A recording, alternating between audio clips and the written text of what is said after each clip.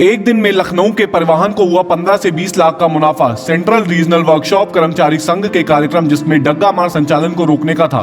यह कार्यक्रम लखनऊ में प्रदेश महामंत्री जसवंत सिंह के नेतृत्व में किया गया। वैसे यह कार्यक्रम संगठन द्वारा पूरे प्रदेश में किया गया। लखनऊ में चारबाग रेलवे स्टेशन, आलमबाग, टेढ़ी पुलिया, अहिमा मऊ एवं पॉलिटेक्निक पर किया और अवैध बस संचालन को रोका गया। इससे सैकड़ों अवैध वाहनों का संचालन रुका, जिसमें निश्चित निगम का आय में लाखों रुपए का इजाफा होगा।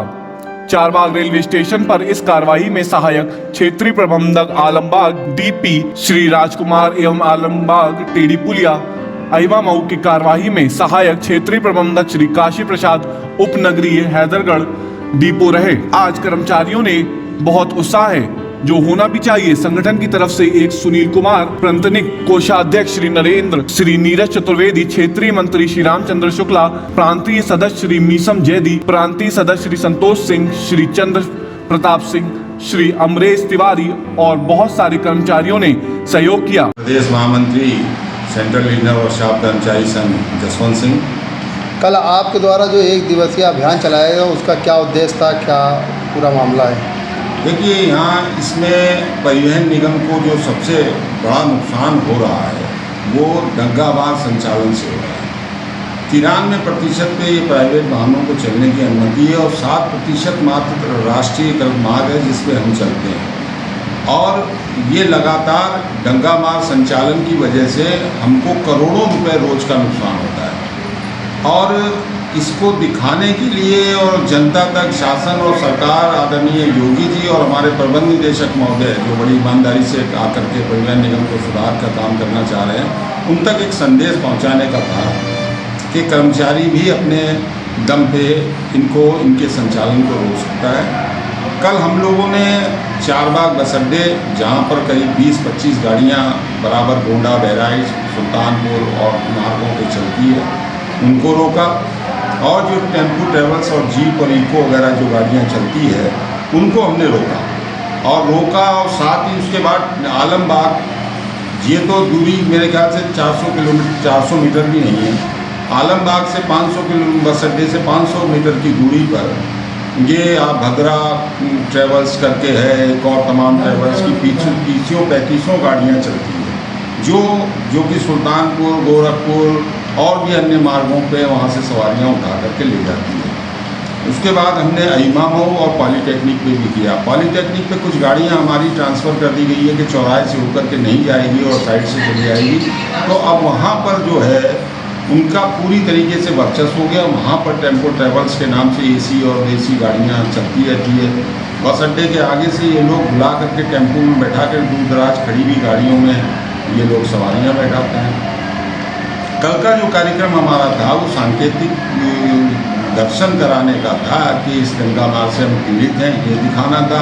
साथ ही साथ इससे हमारी आय प्रभावित होती है, उसको मुझे दिखाना चाहिए। अभी मुझे पूरे प्रदेश का आंकड़ा नहीं मिला है, लेकिन लखनऊ क्षेत्र के अंदर जो आय हमारी आती थी उससे करीब 15 से 20 लाख रुपए आय बढ़ी है। अब अंदाजा आप लगा लीजिए कि अगर हमारे परिवहन निगम के 20 क्षेत्र हैं और 20 लाख रुपया अगर एक क्षेत्र में फ़ायदा हो रहा है तो कम से कम नहीं तो 2 से 3 करोड़ रुपया ये पर और नुकसान पहुंचा रहे हैं। लेकिन अगर ये कंप्लीट बंद हो जाए तो ये 5 करोड़ से कम की आय हमारी बढ़ जाएगी। अभी तक ऐसा कहीं देखा नहीं गया विभाग के द्वारा, आपने खुद आगे जाकर ये कार्य किया है, तो विभाग का संचालन बहुत होता है जी। वहाँ पे देखा जाए कुछ सवारियाँ आती हैं, उनके मार्केट के वो लोग पैसे भी छीन लेते हैं, सवारी को उतार देते हैं। और वहाँ ट्रैवल एजेंसियाँ बहुत हैं जो कि जैसा आप बता रहे हैं कि बस अड्डे पे आके प्राइवेट टेम्पो में बैठा के वो लोग ले जाते हैं। उसके प्रति कोई अभियान चलाएंगे क्या, नहर पे जो बसें चलती हैं? नहीं, आज मैंने देखिए ये सांकेतिक सूचना भी दी है और आपके चैनल के माध्यम से आपको धन्यवाद देते हुए ये बात को पहुँचाएँगे। आपकी बात ऊपर तक जाएगी, सरकार तक।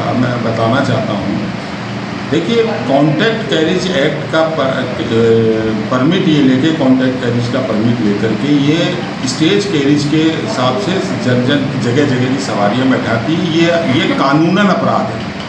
और ये परिवहन निगम मुख्यालय भी वर्षों से जान रहा है कि ये ट्रैवल एजेंसियों से फुटकर सवारियाँ बुक करते हैं। तो ये प्रमाणित हो गया कि ये कॉन्ट्रैक्ट कैरिज परमिट का खुला उल्लंघन कर रहे हैं और सरकार के कानून का उल्लंघन करते हुए करोड़ों रुपए की राजस्व की चोरी ये कर रहे हैं।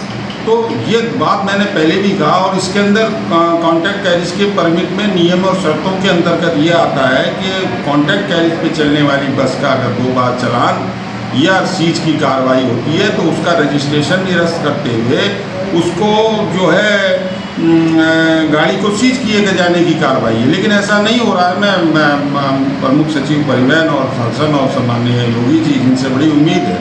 पूरे प्रदेश के अंदर डंका बोल रहा, पूरे देश के अंदर डंका बोल रहा है मोदी जी के सुशासन का, लेकिन ये जो डंगा मार संचालन अवैध ये लोग हैं इन पर मुझे लग रहा है कि अंकुश नहीं लग पा रहा है।